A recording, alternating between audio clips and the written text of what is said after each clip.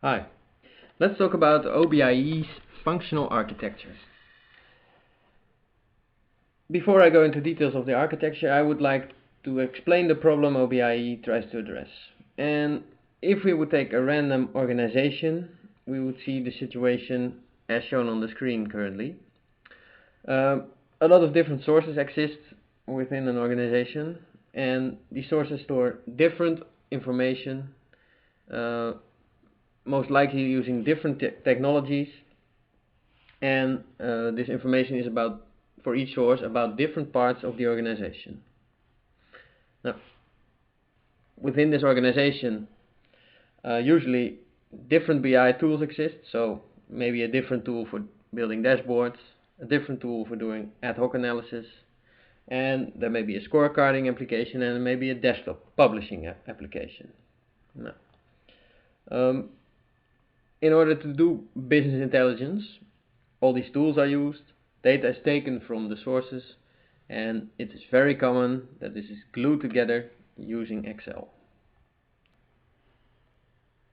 Now, it's not very difficult to imagine that this will result in a bit chaotic situation, because one person will generate his Excel based on the dashboarding tool, another person will take his data directly from the data warehouse and use it in Excel, and a third person may come up with an Excel sheet that's based on a published report in combination with a scorecarding system.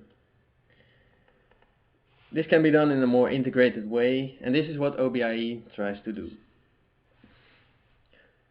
OBIEE can function as a single source of information for all users within an organization. And because different users want to use different tools, OBIEE provides most of the front ends that I just described in the previous situation. So it contains a dashboarding tool, an ad hoc analysis tool. You can use it using the Microsoft Office suite. It contains a scorecarding application. You can make published reports and much more things. And all these tools connect to the sources as well. But there's a difference. OBIEE places a metadata layer in between the front-end tools and the sources. And this metadata layer is the single point of access for all the front-end tools. And this makes sure that all those different tools take their data from the same source and that they show the same information, whether you log on using the dashboards or the ad hoc analysis tool, or whether you create a published report. This metadata contains the connections to the different sources. It contains information about these sources, so what information is stored in the sources and how are they related to each other. And based on this metadata, OBIEE is able to generate queries for each of the sources.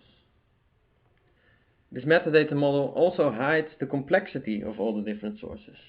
So it presents a model that is easier to understand for the end users using the front-end tools. And it is a dimensional model consisting of facts and dimensions. And this dimensional model is defined in business terminology.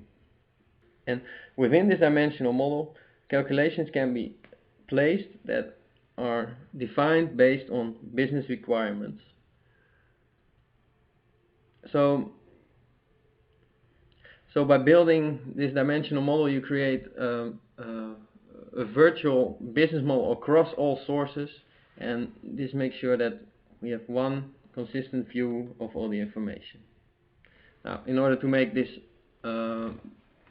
big business model a bit easier to understand, it is chunked up into different subject areas and presented in small bits to the user.